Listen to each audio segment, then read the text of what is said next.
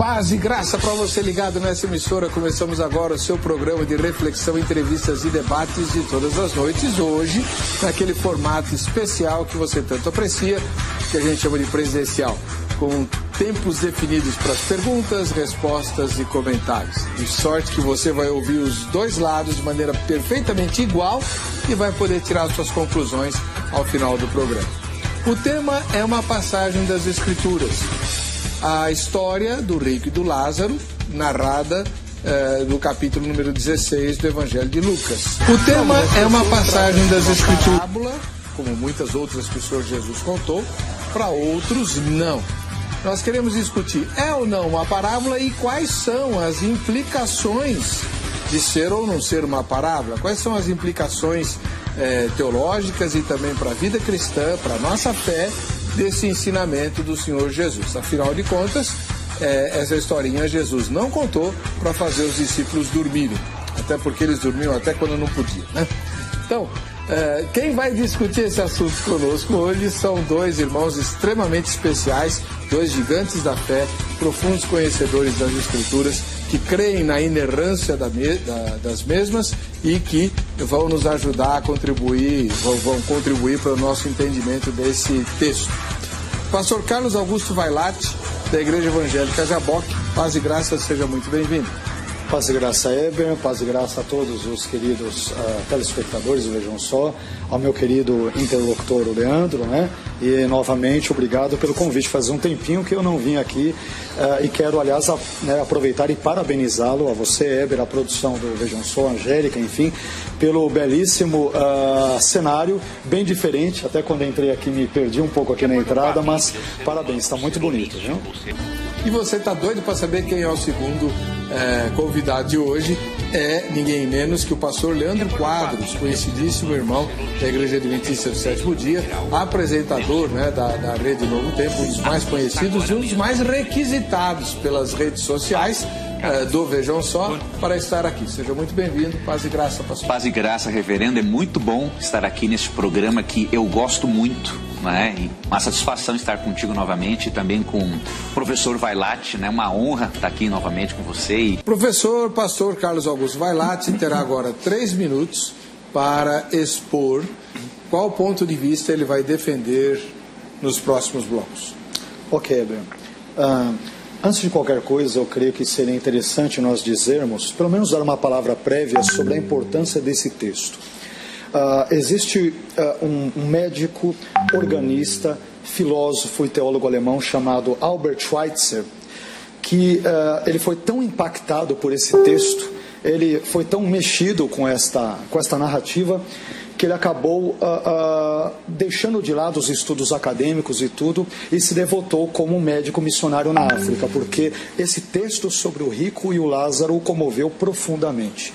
Portanto, eu creio que nós estamos diante de um texto, como todos os demais presentes nas Escrituras, que merece a nossa consideração detida, apesar da brevidade. Portanto, do que teremos. Eu creio que nós estamos diante.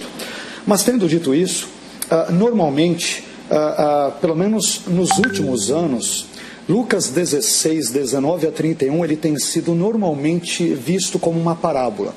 Autores como Sidney Graidanos, ele vai dizer que antigamente, sempre os estudiosos eles viam esse texto como pelo menos a partir de uma perspectiva histórica, né? John Wesley, D. Campbell Morgan, vários outros estudiosos tinham essa perspectiva. Bem, eu diria que em linhas bem gerais, eu até concedo que a perícope de Lucas 16, versículos 19 a 31, seja classificada como parábola, desde que a definição de parábola não impugne a historicidade da narrativa. Porque as parábolas, pelo menos é a percepção que tenho quando as leio, e Jesus ele lista, pelo menos nos seus estudos, ali nas suas falas, ele nos traz pelo menos de 37 a 40, talvez 42 parábolas. Os números normalmente não fecham, porque isso dependerá exatamente da definição que dermos ao termo.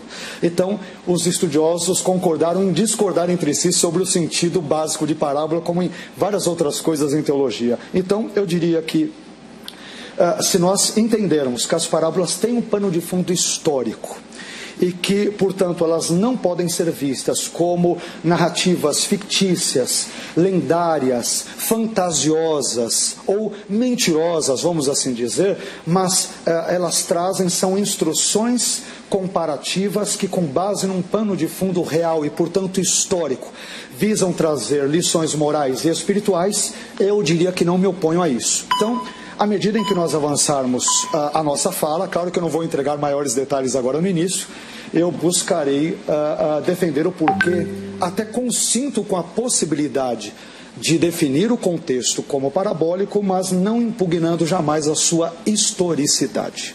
É isso. Muito obrigado, pastor Carlos Vailate. Vez agora do pastor Leandro Quadros, da Igreja Adventista do Sétimo Dia. E para o senhor?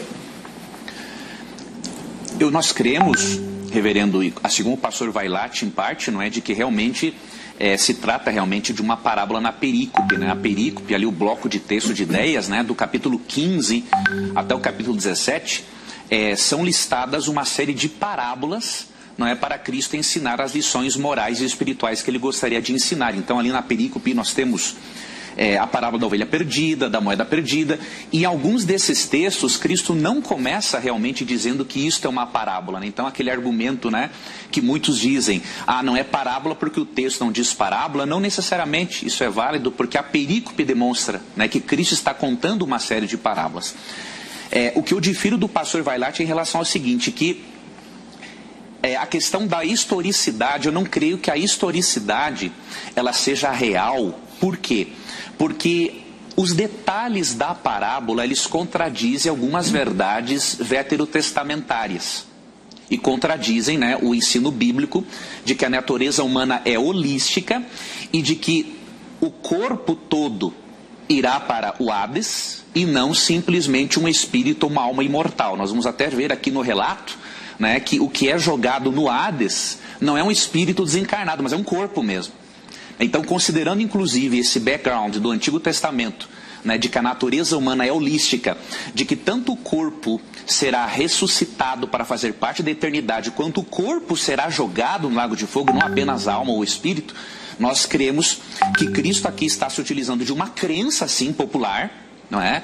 Uma crença popular que é muito parecida, inclusive, com o discurso sobre o Hades de Hipólito, né? Muito parecido. Então, nós cremos que Cristo aqui está usando, sim, uma crença popular da época para ilustrar a sua lição moral, não necessariamente ensinando que existe uma vida após a morte sem que haja a ressurreição do corpo, né? Porque a nossa base é a seguinte: tanto o justo salvo irá com o corpo para o céu, como diz 1 Coríntios 15, e tanto o ímpio irá para o Hades, né? Ou, depois eu uso o termo Gehenna, em Marcos 9, 44, né, 47, o corpo vai ser jogado no lago de fogo e não apenas uma alma ou um espírito desencarnado. Então, nosso pressuposto é esse. É uma parábola e que os detalhes dela não devem ser tomados em conta, nenhuma historicidade como algo tendo realmente ocorrido, mas, de um ponto de vista histórico, né, já que alguns deles criam na imortalidade da alma depois do helenismo, no período intertestamentário, então Jesus entrou no recurso deles, né, entrou na mente deles para ensinar a respeito da importância de aceitar o Antigo Testamento para ter uma vida ética, né? Pastor Vailate, pastor da Igreja Evangélica Jaboque, sua primeira inquirição ao pastor Leandro Quadros. Vamos lá. Bom, nós trabalhamos brevemente, né, o Leandro já deixou razoavelmente clara a percepção dele do sentido de parábola. Eu razoavelmente também, por sua vez, acabei dando a minha. Depois, ao longo da nossa fala, eu creio que buscarei esclarecer mais ainda os pontos, e talvez, de acordo com a resposta que ele dará, eu também poderia entrar nisso com mais detalhes, né? Mas a primeira pergunta que eu gostaria de fazer ao Leandro, e que mais ou menos talvez tenha ficado subentendida na sua primeira fala, é a seguinte.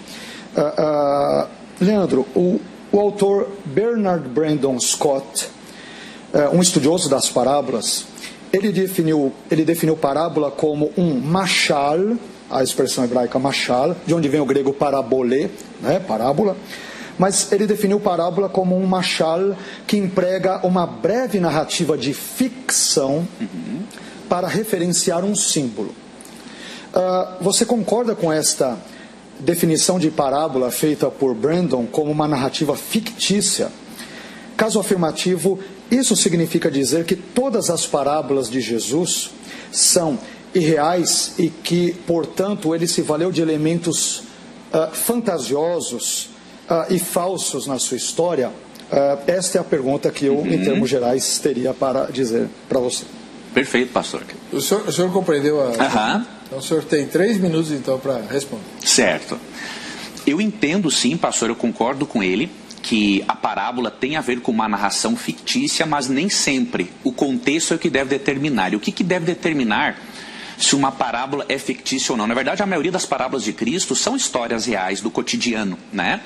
E como eu mencionei antes, eu creio que Cristo pegou uma crença do cotidiano, né, porque é muito parecido este relato com o discurso sobre o Hades de Hipólito. Agora, o que determina se um fato ele é realmente literal ou simbólico? Ele tem que ser coerente em fato e em detalhes. No caso do relato do rico e Lázaro, ele não é coerente em detalhes. Por quê? Por exemplo, aqui no versículo 22, diz assim, chegou o dia em que o mendigo morreu e os anjos o levaram para junto de Abraão. O rico também morreu e foi sepultado. Aqui nós já não conseguimos, o texto não diz, por exemplo, que o mendigo foi sepultado, mas só quem foi sepultado foi o rico.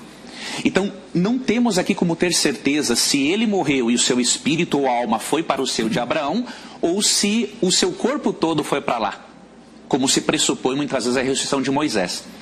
Um outro detalhe, diz aqui no verso 23, que no Hades, onde estava sendo atormentado, ele olhou para cima e viu Abraão de longe. Esse fato não seria coerente também com o detalhe, por quê? Porque aqui o céu e o inferno, ou o lugar intermediário Hades, seriam muito próximos, seriam vizinhos um do outro, ao ponto de quem está no Hades pode ver quem está no céu, e quem está no céu pode ver quem está no Hades. Ou seja, seria uma imagem, digamos assim, terrível para os justos. Durante toda a eternidade, eu poderia contemplar no inferno os meus entes queridos que não aceitaram a Jesus como Salvador. E um outro detalhe, aqui no versículo 24, ele pede para Abraão, o rico, o seguinte: tem misericórdia de mim e manda que Lázaro molhe a ponta do dedo na água e refresque a minha língua. Nós sabemos que um espírito desincorporado não tem dedo, não tem língua, não pode sentir sede. Então, pelo fato desses detalhes não serem coerentes com o fato, eu creio sim que aqui é uma narração fictícia, que pode provavelmente ter tido como base o discurso sobre o Hades, já que era conhecido das pessoas, porque Cristo, como um comunicador por excelência, ele se aproximava das pessoas no contexto em que elas estavam. Ele não estaria corroborando a crença delas, mas estaria usando a crença delas para mostrar a lição moral que nós vamos destacar depois, ao longo do nosso bom debate. Muito obrigado, pastor Leandro Quadros. Agora os comentários do pastor Vailate. Bem, porque eu entendo que a narrativa sobre o rico e Lázaro, ela pode não ser uma parábola, definindo aqui parábola em termos de uma história meramente fictícia, como o Leandro, o pastor Leandro deu a entender, sem ser evidentemente dogmático na minha fala, no meu ponto de vista. Em primeiro lugar, Lucas 16, versículos 19 a 31, pode não ser uma parábola nos termos fictícios, porque nem Jesus e nem Lucas a chamam de parábola. O Leandro já usou até essa questão. É verdade que nem todas as parábolas de Jesus elas são iniciadas ou introduzidas com a terminologia da parábola, mas não é porque dentro do amplo escopo do capítulo 16 nós encontramos algumas parábolas, no capítulo 15 também, que necessariamente este deva ser o caso, né? Outro argumento que eu usaria, Lucas 16, 19 a 31, ele pode não ser uma parábola nos termos dados aqui de uma narrativa meramente fictícia, porque em todas as parábolas contadas por Jesus, os seus personagens são anônimos. Isso foi muito bem levantado pelo Zeca, foi comentado inclusive na fala do Leandro também, né? Mas eu acho interessante porque há uma lista de, uma classificação, não sei se o Web, que os nossos queridos telespectadores sabem, mas Entre os nomes masculinos mais populares entre os judeus da Palestina, entre 330 a.C. e 200 depois de Cristo, Lázaro é o nome que ocupa a terceira posição, inclusive na frente do nome de Jesus. O nome mais citado, pelo menos nos achados arqueológicos, é Simão, depois José, em terceiro lugar Lázaro, Eleazar, quarto Judas, quinto João e Yohanan e sexto Jesus. Então, eu não tenho por que não vê-lo como algo provido de historicidade nesse texto. Terceiro, Lucas 16, 19 a 31, ele pode não ser uma parábola dentro do que nós definimos previamente como uma literatura meramente fictícia, porque a fórmula introdutória empregada no seu prólogo, havia um certo homem, também ocorre em passagens não parabólicas, aliás, citadas por Lucas, como por exemplo no capítulo 14, versículo 2, quando ele usa a expressão grega anthropos tis en. Havia um certo homem, referindo-se ao homem hidrópico, e que era um personagem histórico. A mesma expressão aparece nesta narrativa sobre o rico e Lázaro. Um quarto argumento é que, será que se nós vermos essa narrativa como meramente fictícia, isto não poderia comprometer a precisão da fala de Jesus? Por exemplo, Larry Dixon, ele diz, abre aspas, a menos que alguém esteja preparado para sugerir que Jesus está passando informações imprecisas sobre a vida após a morte, por que Lucas 16 não deve ser entendido como refletindo um quadro geral do que acontece com os justos e os ímpios na morte? Então, diante dessas razões, infelizmente não tenho tempo suficiente para externar outras, eu diria que podemos até definir a passagem como parábola, mas não nos termos que o Leandro colocou. Bem, essa foi a primeira pergunta do pastor Carlos. Agora vamos à primeira pergunta do pastor Leandro Quadros, da Igreja Adventista do Sétimo Dia. Antes da pergunta, pastor, eu só queria fazer um breve comentário, né, sobre a questão do nome nas parábolas, né? Por que Cristo utilizou nomes próprios na parábola se rotineiramente ele não faz isso? Eu gostei dessa abordagem de Grant Osborne no seu livro A Espiral Hermenêutica, né? Ele escreveu o seguinte, não fundamente doutrinas com base em parábolas sem conferir detalhes comprobatórios em outro lugar. Por exemplo, a parábola do homem rico e Lázaro é tomada muitas vezes como prova de um inferno compartimentado. Porém, semelhante tipo de doutrina não se encontra no ensino de Jesus em Lucas e, na verdade, em nenhuma outra parte das Escrituras. Logo, a ambientação no inferno é algo específico da parábola e não dogma, e isso não deve ser forçado no texto em demasia. Alguns tentam resolver isso argumentando que se trata de uma narrativa histórica, uma vez que é a única parábola nomeando o personagem. Entretanto, ela começa precisamente como a parábola anterior a Lucas 16, 1 a 8. Havia um homem rico que é a parábola que fala ali do administrador desonesto, né? E Lázaro é nomeado em vez do rico, pois o nome dá um significado à pessoa, em contraste com o homem rico que não tem nome e, portanto, nenhum significado. E Lázaro quer dizer Deus ajuda, um tema importante da parábola. Então, o Dr. Osborne argumenta, não é, que o fato de ter um nome próprio não significa necessariamente que deixa de ser fictício. Pelo contrário, o nome é um recurso necessário do diálogo e, considerando o significado de Lázaro, que Deus ajuda, né, ele já estaria usando esse nome para ensinar o seguinte, olha, se você quer realmente demonstrar que a graça de Deus é atuante na sua vida, o seu estilo de vida ético tem que condizer com isso, e você tem que ajudar as pessoas ao contrário do que aquele rico fez. Tá? E aí sobre a pergunta, né, já fomos para o tempo, eu gostaria de entender assim, pastor, como é que, por exemplo, o imortalista harmoniza Eclesiastes 9, 5, 6 e 10 com o relato de Lucas 16. Por quê? Eclesiastes 9, 5, 6 e 10 diz que os mortos não sabem coisa alguma do que acontece debaixo do sol, porém este rico sabia o suficiente acerca da sua família. No relato, tanto que ele pede para Abraão que alguém ressuscite dentre os mortos e avise-os de que aquele lugar é terrível. Então, como harmonizar Eclesiastes 9, 5, 6 e 10, de que os mortos não sabem nada do que acontece debaixo do sol, com o relato do rico e Lázaro, que ele demonstra bastante conhecimento sobre o assunto. O senhor compreendeu? Compreendi. 3 minutos. Ok. Me permita citar alguns autores, né? Se der tempo eu entrarei nessa questão, a fala do Osborne, embora seja extensa, mas vamos lá.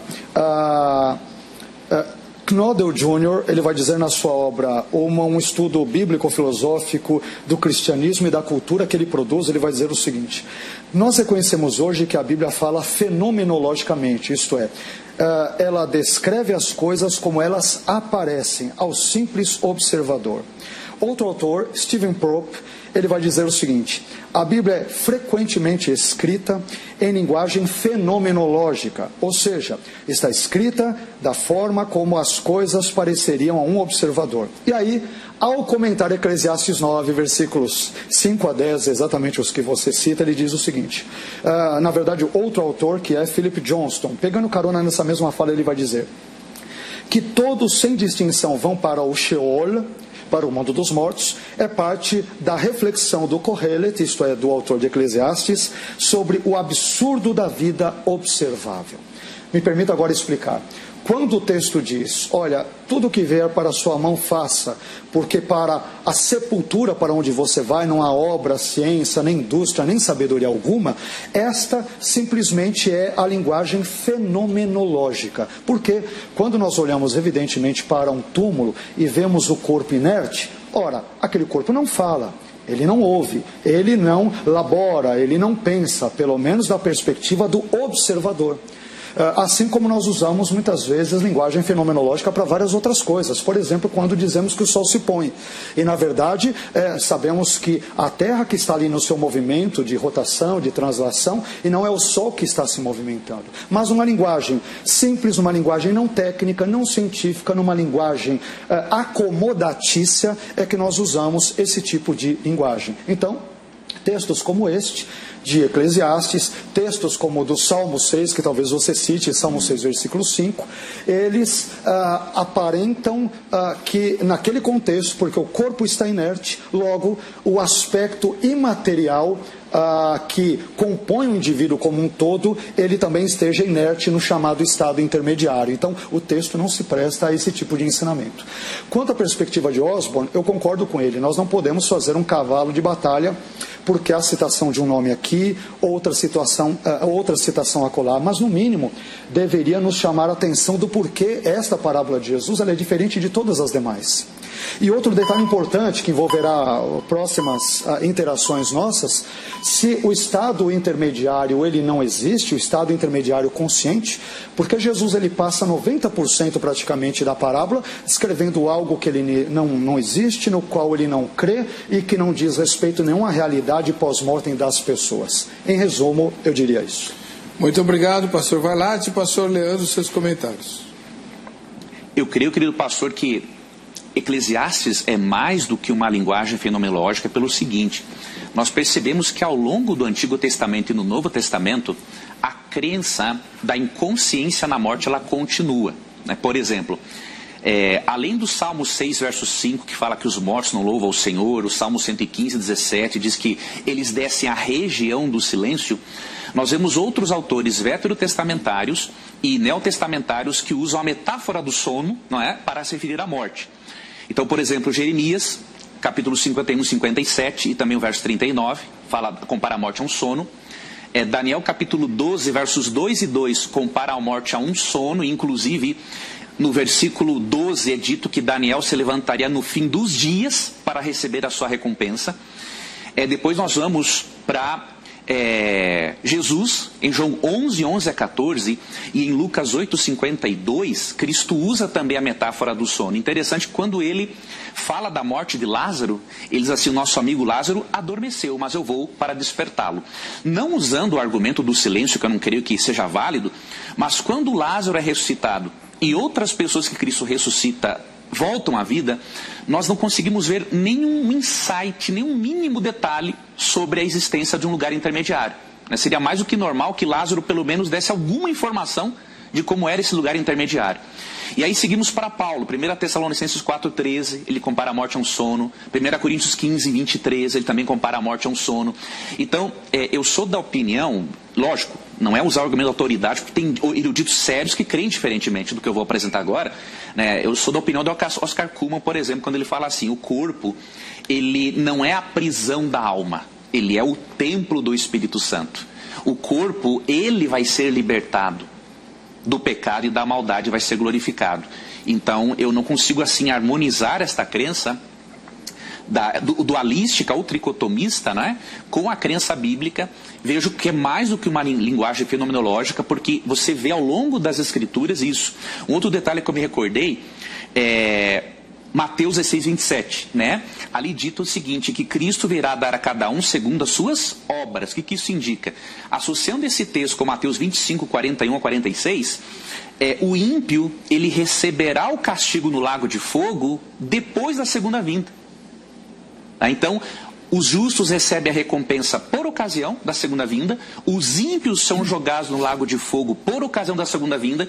Nós não percebemos os ímpios já desfrutando, entre aspas, né, de uma punição antes da segunda vinda de Cristo, porque a punição do ímpio no lago de fogo é associada à segunda vinda de Cristo. Perfeito, primeira rodada completada, iniciamos agora a segunda com a segunda pergunta do pastor Vailate. Ok. Antes de fazer a pergunta, me permita as observações, né? O reverendo Leandro, ele citou vários textos, alguns dos quais eu já imaginava, claro, né? E ele citou também João 11. Só que, curiosamente, no próprio contexto de João 11, versículos 11 a 14, sobre Lázaro, aliás, existem muitos estudiosos que entendem que o Lázaro ressurreto de João 11, ele seja o mesmo da narrativa de Lucas 16, 19 a 31. Vários estudiosos. E talvez, se este for o caso, nós teremos uma hipotética e possível resposta do que Lázaro teria experimentado nos poucos dias que ficou ali. Existem vários estudiosos sérios, não estou dizendo que é verdade, que eu compre isso, mas existem muitas pessoas que defendem isso. Mas no texto de João 11 a 14, olha o que diz a passagem. Assim falou e depois disse-lhes, Lázaro, nosso amigo, dorme, mas vou despertá-lo do sono. Disseram, pois, os seus discípulos, Senhor, se dorme estará salvo. Mas Jesus dizia isso da sua morte. Eles, porém, cuidavam que falava do repouso do sono. Versículo 14. Então Jesus disse-lhes claramente, Lázaro está morto. Então, justamente a morte dele, ela é representada como um contexto de um descanso. Ele dorme. Não tem nada a ver com o fato de que ele está num estado intermediário e ali ele dorme ou experimenta o que é chamado de psicopaniquia. Então, claro, eu respeito a leitura do Leandro, mas não é isso que o texto diz. O texto não diz que as pessoas, quando dormem e no seu período ou estado depois da morte física e antes da ressurreição final, eles estão num sono. A morte física é comparada a um sono. Essa é a questão aqui colocada, muito claramente delineada aqui no texto de 1 Tessalonicenses e outros textos. Aliás, é interessante que o reverendo Leandro, ele não tenha citado, por exemplo, Apocalipse 6, versículos 9 e 10, onde diz que as almas dos mártires, portanto, eles os corpos haviam morrido, as almas estavam em algum contexto, em alguma situação que entendemos como um estado intermediário, elas clamam por justiça. Então isso é muito claro, isso faz jus justamente ao contexto da narrativa sobre o rico e Lázaro e está em consonância com outros pensamentos extrabíblicos, a ideia de que há uma consciência após a morte física e também anterior à ressurreição final. Mas a pergunta que eu faço para o Leandro é a seguinte: pressupondo que o aniquilacionismo ou a doutrina do sono da alma, como você colocou, sejam verdadeiros apenas para efeito de exercício intelectual, Jesus não estaria enganando a sua audiência ao ensinar a realidade do estado intermediário consciente do rico e de Lázaro logo após a sua morte física? Além disso, se Jesus não cria no ensino do estado intermediário consciente, por que ele contou uma história que facilmente poderia levar as pessoas a crerem nesse erro? Ele não teria agido de má fé, levando em consideração uma audiência talvez mais simples, porque ele pode ter dado a entender que as pessoas se equivocariam facilmente com o seu ensino? Pastor, essa é a pergunta. Leandro, o senhor tem 15 segundos a mais por causa do... Sem problema. Sem problema, tranquilo. Sem problema. Primeiramente, pastor, eu não creio que a história... Jesus estaria incentivando-os ao erro pelo seguinte. Primeiro, como destaquei antes, né, Cristo ele era um comunicador que ele atingia as pessoas onde elas estavam. E ele fez algo parecido, por exemplo, na parábola do administrador infiel, não é? Aqui no versículo 8 de Lucas 16, ele falou assim: o Senhor elogiou o administrador desonesto porque agiu astutamente. Isso poderia sugerir, né, que Cristo, ao elogiar o comportamento desonesto do administrador infiel, ele poderia estar ensinando ao seu público o seguinte: olha, compensa ser desonesto. Mas eles não entenderam assim. Então por que eu acho que ele poderia ter usado a parábola desta forma?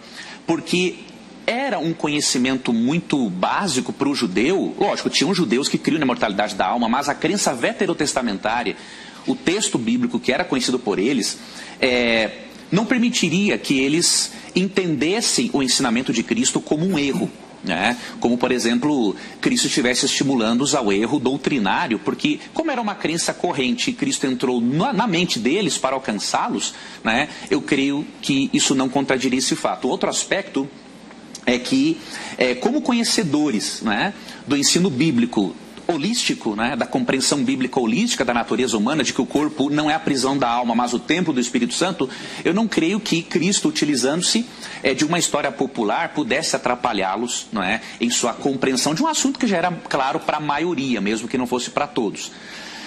Quanto à questão, pastor, da consciência no estado intermediário, eu também discordo pelo seguinte: 1 Coríntios 15, 18 nos mostra que se não for ressurreição, não tem esperança para ninguém. Ou seja, as almas debaixo do altar em Apocalipse 6, 9 e 10, né, eu vou te explicar por que eu vejo isso como simbólico, não poderiam ser almas de pessoas reais clamando por justiça, porque o verso 18, 1 Coríntios 15 diz assim, ó: neste caso, também os que dormirem em Cristo estão perdidos. Então qual é a argumentação de Paulo? Ele está defendendo a ressurreição, não é?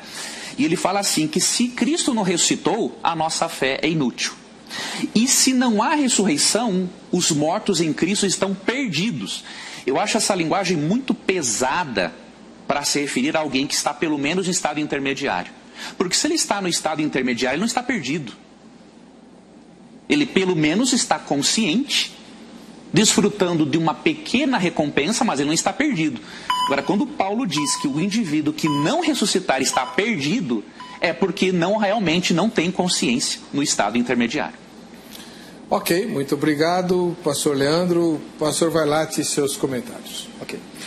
Eu acho complicada essas observações do pastor Leandro, e obviamente com toda a deferência e respeito, né?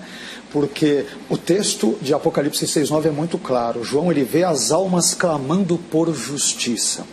Algo semelhante ocorre, por exemplo, no texto apócrifo de 1 Enoque, capítulo 22. Evidentemente, não estou trabalhando sobre a historicidade de Enoque, mas esse assunto está presente em 4 Esdras, no texto de 4 Macabeus, em vários outros textos, a ideia presente ali de uma consciência no estado intermediário. Então, eu acho bem interessante, né? Mártires que morreram de fato, clamando por justiça, mas eles não estão clamando por justiça, aquilo é fictício, aquilo não é real, então eles não estão desejando que Deus faça algo na vida deles, que Deus se interpõe entre eles e os seus adversários. Eu acho muito complicado isso, né? Além do que, aquilo que o Leandro disse sobre a ideia do corpo como prisão da alma, nós também, quem crê no imortalismo, não crê nisso. Essa visão é platônica. Cremos que haverá uma ressurreição, tanto o corpo como a alma, no sentido holístico, concordo, inteiramente desfrutarão da ressurreição. Mas quando da morte física, há uma interrupção temporária entre esse fluxo de vida, entre o corpo que jaz inerte e o aspecto imaterial, a alma ou o espírito que continua vivo. Essa é a questão. Agora, continuando na fala aqui do texto, né, dentro da minha pergunta, tem uma fala muito interessante de um autor que se chama Murray Harris. Ele diz o seguinte: os que estão partindo estão conscientes e ativos enquanto aguardam o fim, referindo-se ao texto de Lucas 16. E ele responde: não é ilegítimo deduzir do enredo da história de Lucas as características básicas do estado pós-mortem dos crentes e descrentes. Ambos os grupos estão conscientes do seu ambiente. Lázaro está no seio de Abraão e é consolado, versículos 22 a 23 e 25. O homem rico está no Hades e é atormentado, versículos 23 a 25 e 28. a memória do passado. O homem rico é instruído a lembrar das circunstâncias anteriores no versículo 25.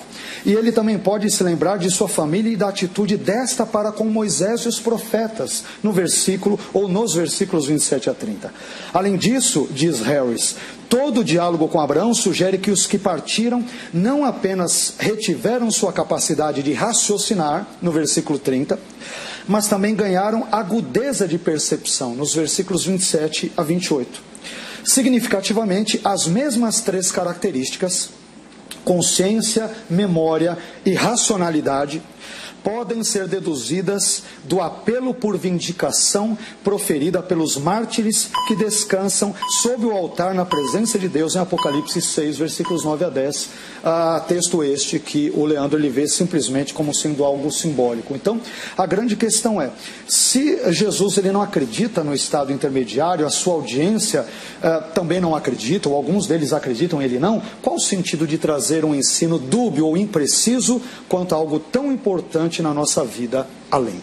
Pastor Leandro, o senhor vai ter mais 15 segundos, se precisar, tá bom? Sua segunda pergunta. Certo. Antes de fazer a pergunta, pastor, eu queria fazer uma breve avaliação também, porque eu discordo do comentário desse autor, não é?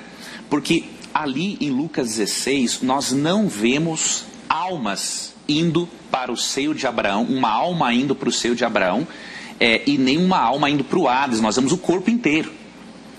Então eu não creio na historicidade deste evento, porque ele não é coerente em fato e em detalhes. O ensino do estado intermediário, por exemplo, não ensina que o corpo vai para o estado intermediário, né? Que a alma vai para o estado intermediário. Só que quando nós lemos o texto deixa bem claro, né? No verso 22, o mendigo morreu e os anjos o levaram para junto de Abraão. E aí no versículo 24... o rico clama assim, manda que Lázaro molhe a ponta do dedo na água e refresque a minha língua, porque estou sofrendo muito neste fogo. Eu não vejo aqui uma alma, né? Eu vejo aqui um corpo, né? Língua, sede, Lázaro tem dedo para supostamente refrescar um pouquinho, molhar um pouquinho na água e refrescar a língua dele. Então eu não vejo isso aqui como uma descrição do estado intermediário, porque não é uma alma que está no estado intermediário, é o corpo. O texto mostra um corpo. Quanto ao Apocalipse 6, por que eu creio que ele não se refere a almas desencarnadas? Primeiro, ele está no contexto dos 7 selos do Apocalipse, né? Os 7 selos têm a ver com eventos históricos, né? Fases da igreja ao longo da era cristã, porém, eles são simbólicos. O que eu percebo aqui em Apocalipse 6:9 é que ele está usando a chamada personificação, não é? Mesma coisa que ocorreu, por exemplo, em Gênesis 4, quando Deus falou para Caim que o sangue de Abel clama a mim. Nós sabemos que o sangue não fala, mas aqui Deus personificou o sangue de Abel, né, para reforçar o que Deus queria dizer. Então nós vemos aqui uma personificação dos mártires mortos, né, realmente, como o pastor bem disse, clamando por vingança. Eu prefiro entender esse termo almas dos mártires à luz do Antigo Testamento. Por exemplo, Deuteronômio 10:22, né, diz assim sobre Jacó: teus pais desceram ao Egito com 70 almas. Então, almas em Deuteronômio 10:22, mesmo que o significado seja muito amplo no texto bíblico, ali se refere a pessoas. Então eu prefiro ver Apocalipse 6:9 como referência a pessoas, né? E aqui usando a personificação para ensinar o que João queria ensinar. A minha pergunta para o pastor é a seguinte, querido pastor, quando eu leio Apocalipse, pastor 20, versos 7 a 10, eu não tenho dúvida da existência ali do lago de fogo, né? O detalhe é que Apocalipse 20, 7 a 10 localiza o lago de fogo num período diferente, pós-milênio. É após os 1000 anos, após a segunda vinda de Cristo no capítulo 19, e o milênio no capítulo 20 é que existe o lago de fogo. Então, como harmonizar a crença bíblica de que o lago de fogo, o Guiena, vai ser aceso após a segunda vinda de Cristo, se já existe uma espécie de lago de fogo atormentando o ímpio antes da segunda vinda de Cristo? O senhor compreendeu? Correto. Então, 3 minutos para o senhor, pastor. Bom, vamos lá. Primeiramente, o contexto que o Leandro deu, eu não creio que necessariamente pelo fato de Apocalipse 20 trazer esses detalhes no contexto que ele deu, nós devamos ver uma ordem cronológica. Então nós temos um contexto aqui, temos um texto, então depois de tanto tempo, depois de 1000 anos, nós teremos a ideia do lago de fogo e enxofre. A minha percepção isso é importante dizermos, quando nós analisamos o texto de Lucas 16, 19 a 31, primeiro que o texto não fala sobre o rico ter ido para o lago de fogo e enxofre, diz que ele foi para o Hades. Não são as mesmas coisas. O Hades, que na minha leitura em Lucas 16 é uma referência ao inferno, já um lugar de tormento, onde aí sim, no contexto posterior de Apocalipse 20, já encontrar-se-ão a besta e o falso profeta. Estes, portanto, todos estes e todos aqueles ímpios que já estiverem no contexto do Hades, entendendo-se como inferno, eles serão, então, a posteriori, lançados no Guiena. Então, é um contexto posterior. Embora o Guiena envolva um sofrimento, na minha maneira de entender, eterno, é o que diz o final de Apocalipse, a besta, o falso profeta, bem como todos os ímpios ali presentes, eles serão atormentados para todo o sempre. Isto só se dará num contexto futuro. Nesse ínterim, todas as pessoas, os ímpios que morrem, numa situação posterior à sua morte física e ao mesmo tempo anterior à ressurreição final, elas experimentam, os ímpios já experimentam previamente este sofrimento, claramente delineado, por exemplo, na narrativa sobre o rico e Lázaro em Lucas 16, versículos 19 a 31. Então, eu não entendo, dentro da colocação que o Leandro aqui pontuou, que nós devamos ter essa abordagem cronológica, mesmo porque em Apocalipse nós temos, aí sim, ali nós temos muita linguagem simbólica, temos muitos outros elementos, e divisarmos uma diacronia, uma abordagem diacrônica, dizendo, olha, primeiro começa isso, depois aquilo, e esta é uma sequência óbvia e necessária, eu não tenho como divisá-la nesse contexto. Aliás, eu aproveitaria e diria que nós encontramos muitas vezes a linguagem da acomodação. Várias vezes ele disse a questão da língua, a questão, por exemplo, do seio de Abraão, que nós aqui não citamos. Nós não devemos entender tudo literalmente no texto de Lucas 16, 19 a 31. Não é porque os eventos ali descritos são reais que necessariamente todos eles devam ser vistos literalmente. Então, nós temos uma linguagem acomodatícia. Isso nós encontramos muitas vezes na Bíblia, onde o autor se vale do recurso literário da acomodação, visando a simplificação, por meio da qual esse recurso permite ao escritor bíblico que ele ajuste a sua linguagem às limitações dos seus leitores. Daí o porquê da língua, o porquê do dedo, o porquê da água, de molhar ele no sofrimento no estado intermediário. A palavra agora volta para o pastor Leandro Quadros, que vai comentá-la em 3 minutos. Certo.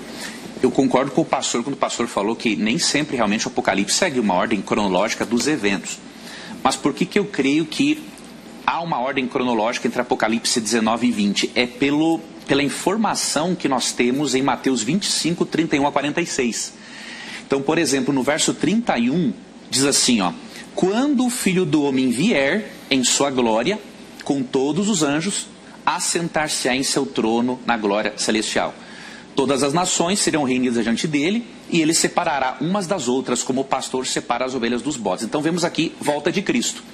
E aí, no versículo 46, depois que ele fala da separação das ovelhas dos bodes, né, aí ele diz, ó: e estes irão para o castigo eterno, mas os justos para a vida eterna. Então, em Mateus 25, 31 a 46, há esta sequência: segunda vinda e castigo no lago de fogo.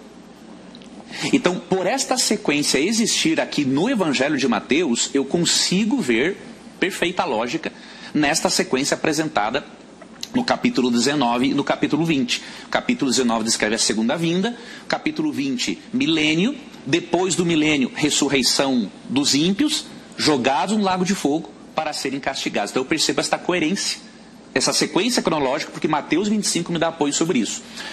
Quanto, querido pastor, ao tormento, o castigo eterno, que o pastor mencionou alguma coisa, eu quero apresentar alguma coisa também sobre isso.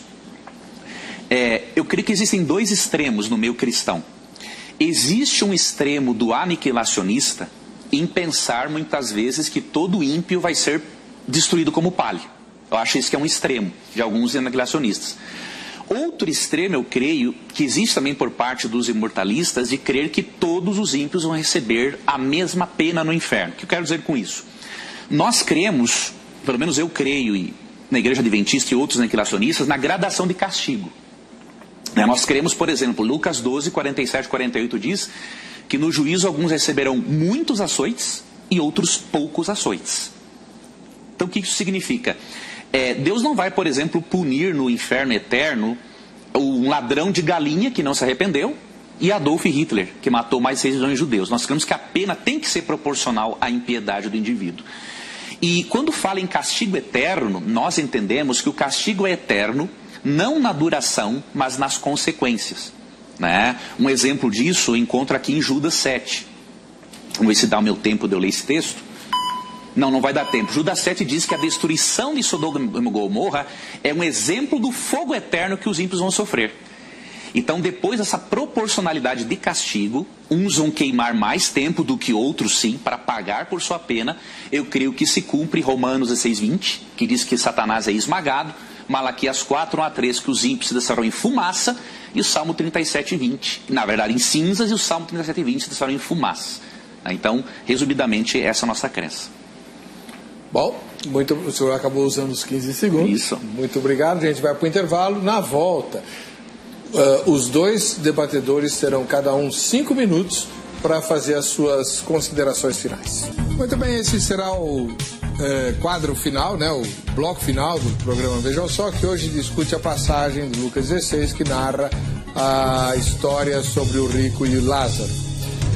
Conosco o pastor Carlos Augusto Vailate, da Igreja Evangélica Jaboque, que vai agora ter 5 minutos para as suas considerações finais. Ok. Antes de qualquer coisa, eu quero agradecê-lo, Heber. Obrigado pela gentileza do convite. Obrigado ao querido Leandro, também pelo diálogo aqui amistoso. Obrigado aos queridos telespectadores do Vejam Só, que até esse horário estão aqui condescendentemente, gentilmente nos assistindo. Então, é uma grande alegria poder ou tentar contribuir de alguma forma com o assunto. Eu gostaria de fazer alguns apontamentos. Claro que talvez tratando de assuntos que nós não tenhamos tratado, talvez não com a devida atenção e cuidado, mesmo porque o tempo é muito exíguo, mas talvez o telespectador esteja pensando com seus botões. Mas que temas eu encontro nessa parábola que são importantes à minha vida, à minha família, assim por diante? Eu gostaria de destacar brevemente alguns pontos. Primeiro deles, essa parábola ou esta narrativa com um tom parabólico, que não necessariamente impugna a sua historicidade, nos faz pensar primeiramente sobre o tipo de vida que nós vivemos na Terra. Esse tipo de vida irá ecoar, irá repercutir na eternidade. Então, eu creio que isso é muito importante nós entendermos. A maneira como nós vivemos nesta vida, crendo em Cristo ou não, terá os seus ecos, as suas repercussões, os seus desdobramentos quando nós fecharmos os nossos olhos aqui. Quer haja um estado intermediário, como eu creio que exista, quer não, como o Leandro crê que não exista. Um segundo ensinamento é que esse texto fala sobre o juízo divino pelo mau uso das riquezas. Não há nenhum pecado no indivíduo ser rico, como não há nenhum mérito em ser pobre. Nós vemos muitas vezes pessoas pobres arrogantes, como vemos ricos humildes. Então, o problema é que o rico ele não vai para o Hades ou para o inferno por ser rico, mas porque depreende-se do contexto, ele tem uma vida de total impiedade. E Lázaro, ele é piedoso, piedade esta que é exemplificada, por exemplo, pelo seu nome, né? Eleazar, ou seja, aquele que Deus ajuda ou auxilia, com a diferença de que o Leandro, ele crê que não seja um personagem histórico necessariamente, e eu creio que seja, haja vista também o fato de ser um nome muito comum no primeiro século, enfim, e outros apontamentos que eu já aqui coloquei. Um terceiro ensinamento importante que eu encontro nesta narrativa diz respeito à suficiência das Escrituras. O finalzinho do texto diz, olha, os seus parentes lá, os parentes do rico, aqui na terra, eles têm Moisés e os profetas, eles têm o Antigo Testamento, eles têm as Escrituras. As Escrituras são suficientes. Nós não precisamos das Escrituras e de mais alguma coisa, nós precisamos das Escrituras. Se nós nos submetermos à Bíblia, crermos nela, na sua inerrância, na sua infalibilidade, nós seremos abençoados, transformados. Um quarto ensinamento é que o estado consciente da alma ou espírito logo após a morte física, ele parece-me que está claramente delineado no texto. Nós não tivemos aqui tempo hábil para trabalhar outras passagens. Mencionamos, por exemplo, Apocalipse 6, versículos 9 e 10, que o Leandro vê como algo fictício, algo simbólico, eu vejo como algo real, não desprezando o alto teor simbólico de Apocalipse, mas vejo que aquilo é algo real. E não apenas nesse texto, em outros textos presentes no contexto, por exemplo, do judaísmo interbíblico e num período pós-bíblico. Citei rapidamente 3 deles. 1 Enoque 22, se você puder, leia na sua casa. Você verá que o espírito ou alma ali de Abel, ele clama por justiça contra o que Caim lhe fez. Exatamente o paralelo de Apocalipse 6, versículos 9 e 10. Não estou dizendo com isso que 1 Enoque seja um texto canônico. Não, nada disso. Mas o texto que ele traz e o ensinamento que ele enseja está em consonância nesse aspecto com o texto escriturístico.